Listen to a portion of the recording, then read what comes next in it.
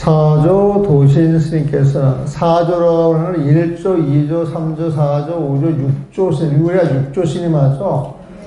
그 6조 스님을 기준으로 해서 보게 되면 달마 스님이 1조야. 중국 선정이 1조에 보면은 2조는 달마 스님의 법을 이어받은 해가 스님이고 3조는 해가 스님의 법을 이어받은 승찬 스님, 신신명을 조설하신 거예요. 그 신신명은 아주 명문이에요. 내가 이렇게 들여다보니까 그 뒷날 그 선사 스님들이 글을 쓰고 법문을 하면서 가장 많이 인용하신 분이 신신명 증도가 승찬 스님하고 증도가 쓰신 스님이라 영가 형각 스님이 가장 인용을 많이 했어요, 보면은. 근데 형각 스님은, 굳이 친다 그러면 7조로 들어가. 근데 6조 스님의 직계 제자로, 반계 제자로 치는데, 6조 스님 앞에 이제 5조가 홍인이고, 홍인 앞에 4조 도신 스님을 이야기하는 거예요, 보면은. 4조 도신 스님께서는 나융선사에게 무릇 온갖 법문이 다 똑같이 마음으로 돌아가고 온갖 법문이 다 똑같이 마음으로 돌아가고 온갖 법문 84,000 법문이 다 똑같이 마음으로 돌아가고 헤아릴 수 없이 많은 공덕이 모두가 다 마음에 그는 부처님 마음자리에 있다. 온갖 계율 선정 지혜 신통 변화 모두가 자신에게 다 갖춰져 있어 그대의 마음을 떠나지 않았다라고 하였다. 여기서 말하는 그대의 마음, 이건 부처님 마음이겠죠, 보면은. 이 조사 스님의 말씀에 의하면 무심 공덕이 참으로 크다. 그대의 마음을 떠나지 않았다. 그대의 마음을 지칭할 땐 무심 부처님 마음을 이야기한다. 무심 부처님 마음의 공덕이 참으로 크다. 다만 모습으로 나타난 공덕만 좋아하는 사람들은 그 공덕이 어디에서 왔는지 근원은 알아보지 못하고 그 모양만 드러나는 것 거기에 집착하면서 좋아하는 사람들은 무심 공덕에 스스로 믿음을 내지 않았을 뿐이다. 부처님 마음을 믿지 않는 사람은 부처님 제자예요, 아니에요? 아니다, 그 소리예요, 보면. 그러니까 무심 공덕에 스스로 믿음을 내지 않았다. 이것은 부처님 제자가 아니다라는 소리죠, 보면. 그 다음에 이제 참마음을 시험할 때 이거에 본다는. 이거는 뭐냐면은 아까 우리 거사님이 질문 하나가 들어온 게 수료화상이 마조스님 발개처럼 호력 깨달았다 그랬잖아요. 그러면 이 깨달음 호력 깨달아가지고 없어지는 것이냐. 호력 깨달아서 그 깨달은 그 경지가 쭉 이어지는 것이냐.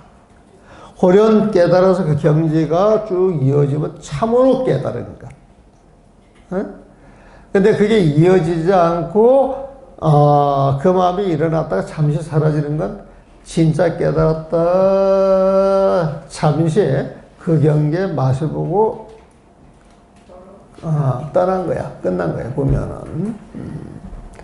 그래서 그 기실론 같은 데에서도 좋은 경계가 딱 드러났을 때 이 경계를 3일, 5일, 일주일, 한 달을 지켜보는 거예요, 보면은. 근데 그 마음이 쭉 이어져서, 조금도 차별 없이, 좋은 느낌, 좋은 경계, 좋은 공덕이 쭉 일어날 때 그걸 이제 깨달음이라고 쳐주고. 그래서 깨닫고 난 다음에 그 깨달음이 진짜인가 가짜인가는 스스로 그 상태를 생활 속에서 지켜봐야 되는 거 보면. 옛날에 그 봉암사 선방에 살 때 평생 참선만 하시는 스님이 있었어. 근데 이 스님이 그 당시 그 정명 스님이라고 그 수자 스님이 내 팬이라고 하면서 서장을 늘 품고 사신대. 그러면서 내 책 전체를 한번 내가 쓴 책 전체를 갖고 싶다 그래서 선방의 대장님이 그러시니까 나는 너무 기쁘잖아, 보면. 바로 연락해서 한 대를 딱 갖다 줬더니 그걸 받던 스님들이 나도 해가지고 평생 다니신 그 노스님이 손녀를 보고 싶다는 거예요. 원각경 갖고 있고. 그래서 이제 손녀를 보내줬더니 그 손녀를 받고 나서 한 이틀 지나고 나서 저녁 정진이 끝나고 이제 그 취침 시간이 됐는데 내 방으로 오신 거야, 보면. 근데 그 스님이 남의 방을 절대 안 가. 당신 방에도 다른 사람을 절대 안 들이시는 분이야, 보면. 근데 내 방을 찾아왔어. 그래서 나 놀래가지고, 스님, 어쩐 일이십니까? 그랬더니, 손녀를 갖고 딱 펼쳐가지고, 이 대목을, 이렇게 써놓은 걸 보니까 스님은 견처가 틀림없이 있다는 거야, 보면. 응? 그러니까 속이지 말고 견처를 내놓으라, 그래, 보면. 응? 거기에서 견처를 내놨겠어? 안 내놨겠어? 견처를 왜 안 내놨겠어? 모르니까 안 내놨겠지, 보면. 그래서 내가, 아이고, 스님, 제가 뭘 아는 게 있습니까? 그냥 보면 그게 답인데요. 그러고 이제 말았지. 그래도 그 스님은 자기 이야기를 해. 공부를 하다가 어느 날 후렴, 본인이 쫙 눈이 열리더니 향산 꼭대기에 떠 올라가 있더라는 거야, 보면.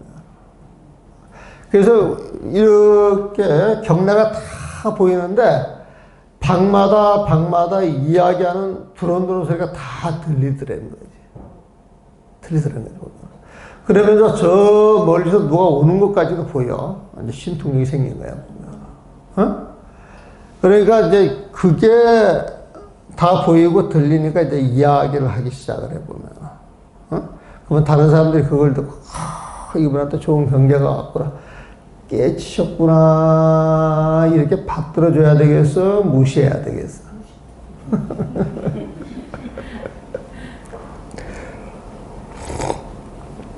근데 이제 그 스님이 막 들떠가지고 이야기를 하니까, 이야기를 들어줘야 되는데 이제 안 들어주고, 되려 이 스님이 맛이 갔네, 이제 이런 식으로.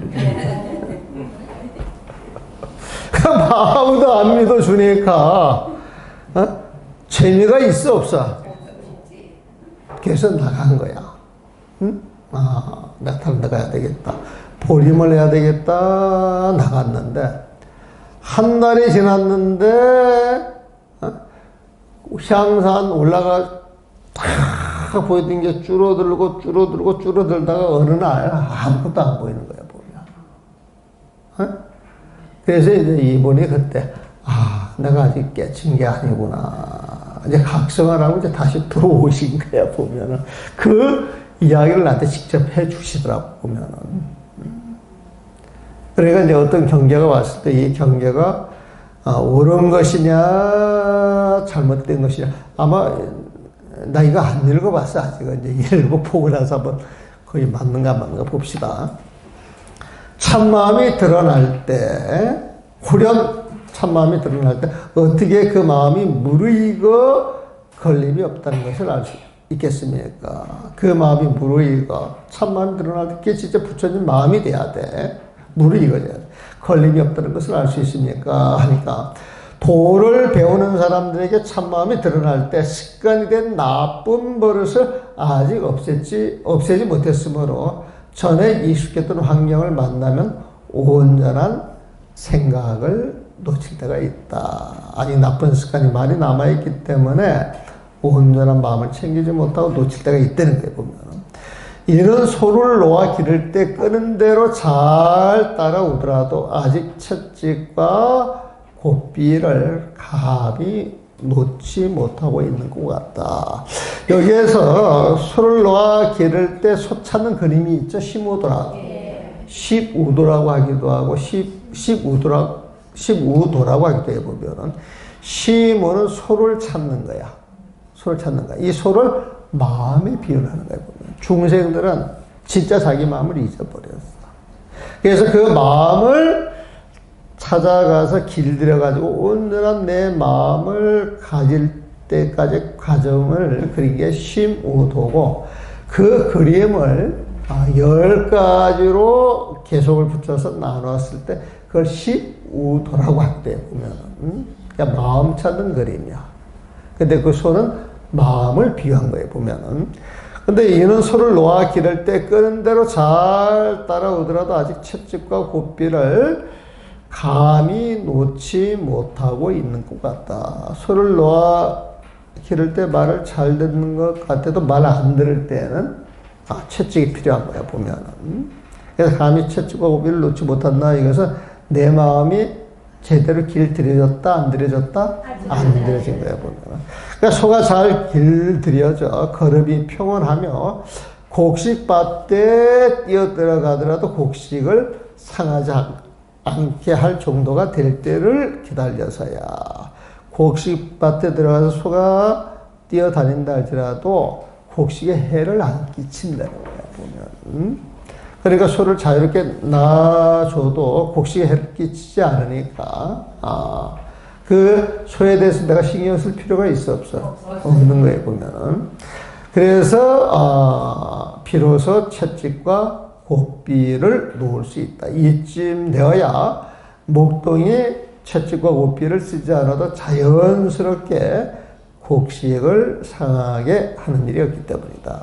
이는 도인이 참마음을 얻은 뒤에 먼저 공을 들여서 큰 힘을 얻어 쓸 수 있고 나서야 비로소 중생을 이렇게 할 수 있는 것과 같다. 그러니까 참마음을 딱 얻어가지고 경계가 있으면은 그 경계에 보림을 잘해서 키워서 그 마음을 마음대로 쓸 수 있을 때 중생을 제도할 수 있다라고 하는 이야기예요, 보면. 그래서 이 참마음을 시험할 때 먼저 평소 좋아했던 경계가 늘 눈앞에 있다고 생각하고, 여기서 전처럼 미워하거나 사랑하는 마음이 일어난다면 도심이 아직 무르익지 않은 것이다. 요거는 요약해서 말하면은 미워하고 사랑하는 마음이 일어난다 이 소리는 분별하는 마음이 있다 없다? 있어요. 분별하는 마음이 있으면 부처님 마음이다 아니다? 아니다라는 거야, 보면. 그러니까 미워하거나 사랑하는 마음이 일어난다면 도심이 아직 무르익지 않은 것이다. 만약 미워하거나 살아가는 마음이 생기지 않는다면, 분별하는 마음이 생기지 않는다면 이는 도심이 무르익은 것이다. 도심이 뭐? 부처님 마음이고, 도는 부처님의 삶이라 그랬죠. 부처님 삶에서 쓰는 마음이 도심이야, 도심. 비록 이처럼 무르익더라도 아직 자연스럽게 미워하는 살아가는 마음이 일어나지 않는 것은 아니다. 처음은 되는 것 같아요. 분별하지 말아야 된다. 아니까 그런 말을 많이 들었으니까 미워하고 살아가는 마음 당연히 일어나지 않는 것 같은데, 그러므로 또다시 마음을 시험해야 한다. 그 마음이 언제 일어날지 몰라. 그래서 그러므로 또다시 마음을 시험해야 한다. 미워하는 사랑하는 경계를 만났을 때 미워하는 사랑하는 마음이 일어나도록 강하게 부추기는 인연이 있어도, 너 옛날에 저거 좋아했잖아. 해봐. 이렇게 이제 부추기는 거예요, 보면. 그런데도 이런 마음이 일어나지 않는다면, 저건 내가 해야 할 일이 아닌데, 내가 좋아는 했지만, 지금 좋아할 일이 아닌데, 그런 마음이 일어나가지고, 그 마음을 따라가지 않는가. 이런 마음이 일어나지 않는다면, 마음은 어떤 경계도 걸림이 없어. 마치 밭에 놓아둔 흰소가 곡식을 상하지 않게 하는 것 같다. 예전에 부처님과 조사 스님을 꾸짖던 사람들은 모두 이 마음에 통달하신 분들이다. 부처님과 조사 스님을 꾸짖던 사람들, 이게 이제 흔한 이야기로 살불살조, 우리 그 선조에서 나오는 구탄불조, 입으로 부처님과 조사 스님을 삼켜버린다. 기억나죠? 그런 표현이 있었고, 살불살조, 부처님을 만나면 부처님을 죽이고 조사를 만나면 조사님을 죽인다 그랬단 말이에요, 보면. 그러니까 이런 말이 부처님과 조사 스님의 그 경계를 인정하는 거예요, 안 하는 거예요, 보면. 근데 그거는 부처님과 조사 스님의 경계를 인정하는 게 아니라 그런 경계가 자기 마음에 일어났을 때 자기 마음에 일어나는 그 경계를 인정하지 않는다 소리야 보면. 그러니까 정말 부처님의 조사스님을 쫓아가서 죽이는 게 아니라 무심을 가지고 시비 분별하는 마음이 없어야 되는데 어느 날 갑자기 공부하는 과정에 부처님이 툭 나타나시고 조사님이 툭 나타나실 때 공부하는 자리에서는 오로지 이 목거지 부처님이나 조사스님한테 끄달려가지 않는 거예요 보면.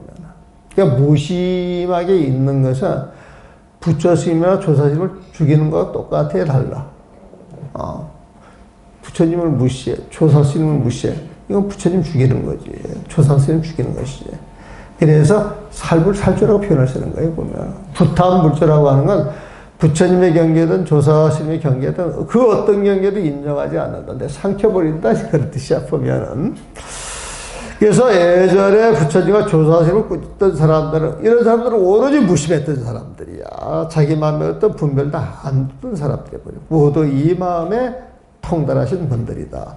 요즘 성가의 중문에 막 첫발을 내디던 사람들을 보면 아직 도가 멀리 있는지 가까이 있는지도 잘 모르면서 바로 부처님과 조사 스님들을 꾸짖는 행태를 배우고 있으니 매우 경솔한 일이요 잘못된 일이다. 응? 이거 무슨 말인지 아시죠? 옛날에 어떤 그 선사 스님하고 어떤 데를 방문을 했는데 그 스님이 또 이야기를 하는데 딱 오는 게 있어. 그런 게 보면. 그래서 어제도 막행막식 이야기를 했습니까? 그 온각경에 이제 그 온각경에도 그런 이야기가 나오고 선지식 이야기할 때